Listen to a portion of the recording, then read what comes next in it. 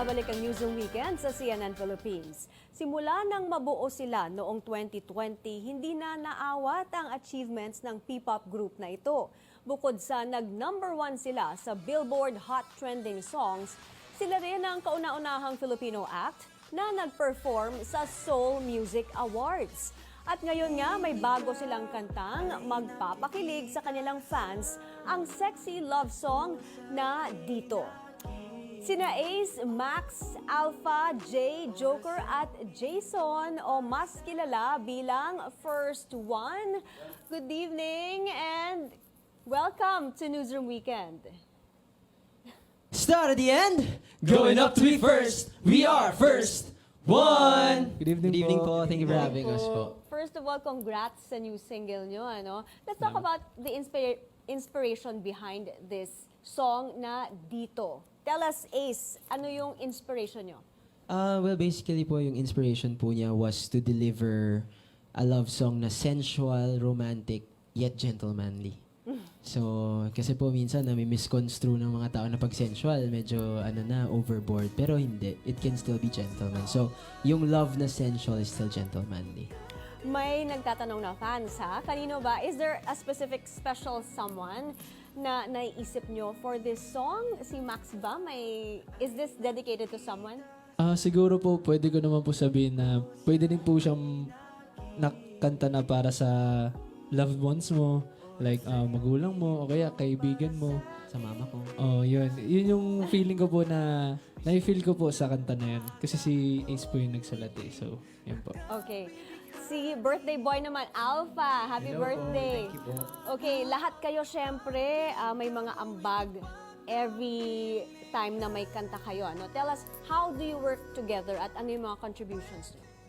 Ayun po, from the start po, si Ace po talaga from the song, from lyrics, and sa choreography naman po, si Max po talaga yung nagiging charge. Pero at the end of the day po, nag-uusap-usap po kami na kung ano yung mga, nagtatanong po sila ng mga inputs, like for example, okay ba tong lyrics na to, okay ba tong choreo na to. So, ganun lang po kami gumawa ng, siguro ng isang piece. Ganun po.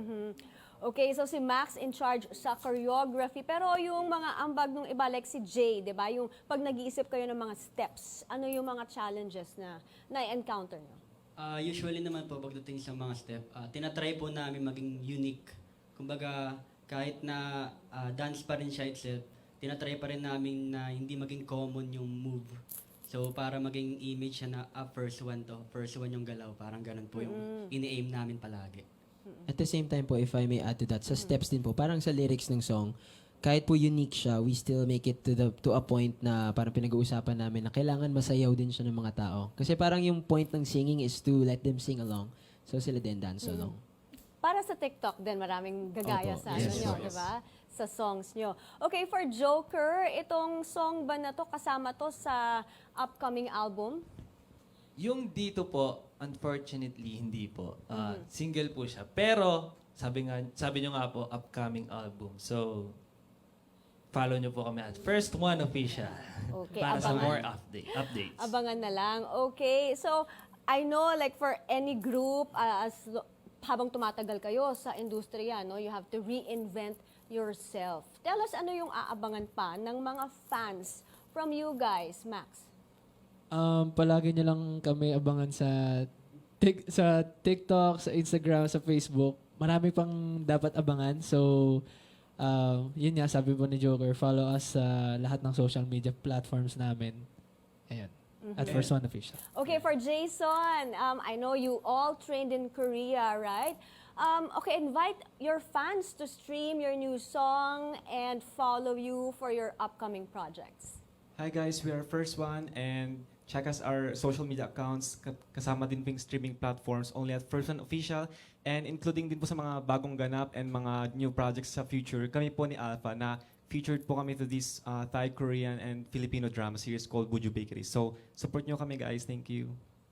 Okay, abangan nyo sila sa mga projects nila ha. And don't go away guys, may patikim sila at sa bago nilang love song, the R&B song Dito. Okay, thank you for coming to the studio. Thank Thank you you din so po. much po. Good evening po. Ace, Max, Alpha, J. Joker, and Jason of First One. At yan ang malalaking balita ngayong Sabado, 58 days na lang. Pasko na! Ako po si May Rodriguez, manatiling may alam at manatiling ligtas.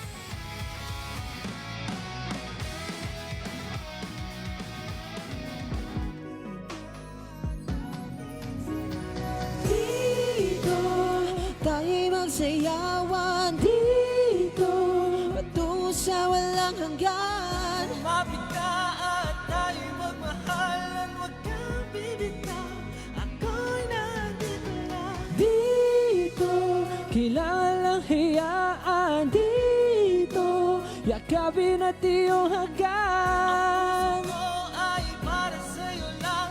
Huwag kang bibitaw, ako'y nandito lang.